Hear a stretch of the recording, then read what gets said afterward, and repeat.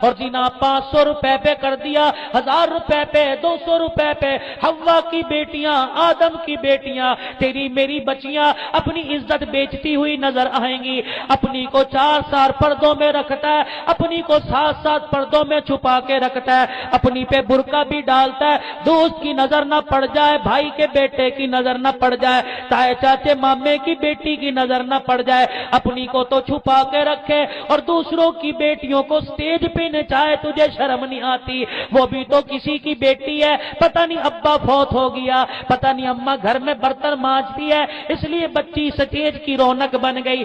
اپنی کو پردوں میں چھپا کے رکھے، دوسروں کی بیٹیوں کے ناچنے پر، ان کے جسم کے اعضاء کے ٹھمکنے پر، اور تو ہزاروں کے نوٹ لوٹائے۔ اگر تو آج کسی کو نچائے گا، آج کسی کی بیٹی کو نچائے گا، اللہ نہ کرے کل تیری بیٹی بھی کسی سٹیج پہ ناچتی نہ ہو۔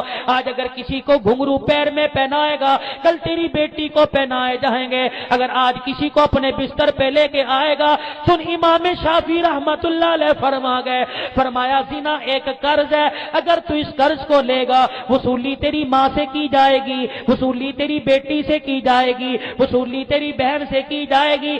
اگر آج کسی کی ماں بہن کو اپنے بستر پہ لائے گا، اللہ موت نہیں دے گا جب تک تیری ماں بہن کسی کے بستر پہ نہ چلی جائے۔